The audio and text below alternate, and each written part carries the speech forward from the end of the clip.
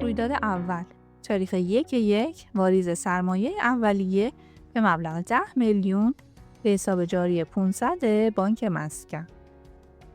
توی این رویداد سرمایه افزایش داشته، پس جایگاهش بستانکاره. بانک افزایش داشته، پس جایگاهش بدهکاره. بریم سند رو بزنیم. تاریخ 1/1 بانک 10 میلیون، سرمایه 10 میلیون.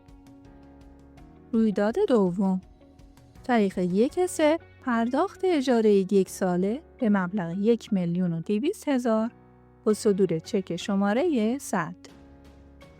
اجاره 1 سال جلوتر پرداخت شده، یعنی پیش پرداخت انجام شده که به مبلغ 1,200,000 افزایش داشته، پس جایگاه بدهکار رو میگیره.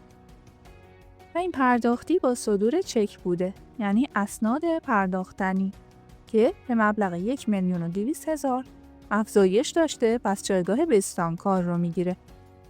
بریم سند رو بزنیم. تاریخ 1/3 پیش پرداخت اجاره 1,200,000، اسناد پرداختنی 1,200,000.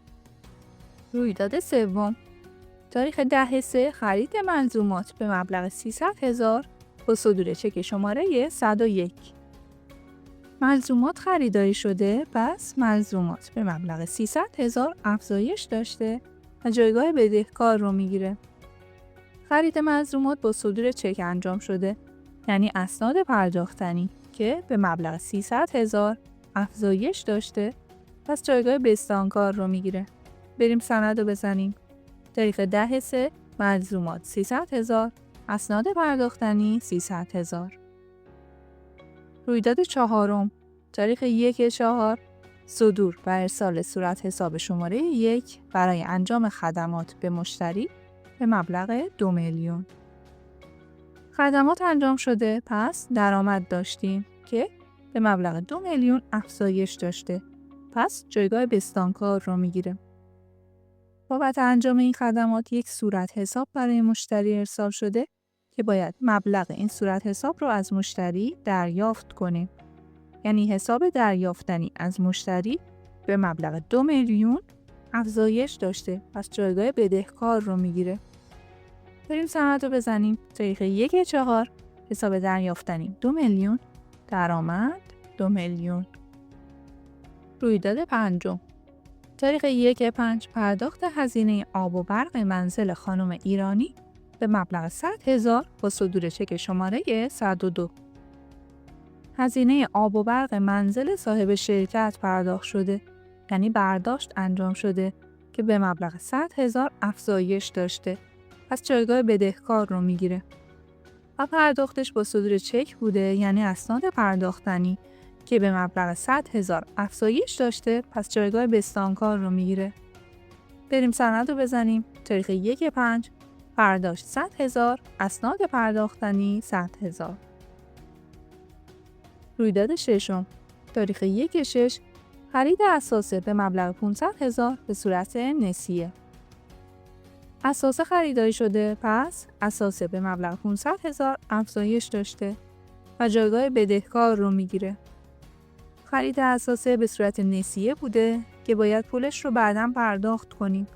یعنی حساب پرداختنی برامون ایجاد شده که به مبلغ 500,000 افزایش داشته و جایگاه بستانکار رو میگیره. بریم سند رو بزنیم. تاریخ 1/6 اساس 500,000، حساب پرداختنی 500,000.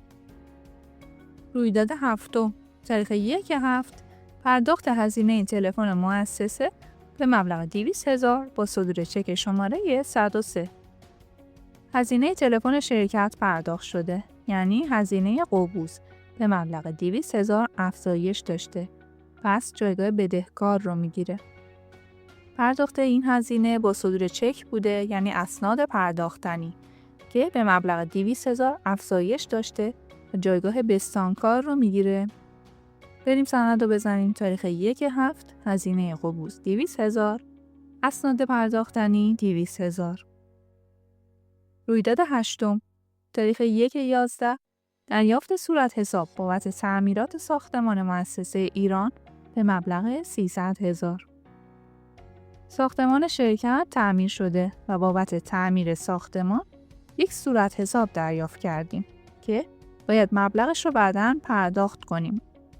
پس حساب پرداختنی به مبلغ 300,000 افزایش داشته و جایگاه بستانکار رو میگیره. هزینه تعمیر ساختمان هم به مبلغ 300,000 افزایش داشته و جایگاه بدهکار رو میگیره. بریم سند رو بزنیم. تاریخ 1/11 هزینه تعمیرات 300,000، حساب پرداختنی 300,000.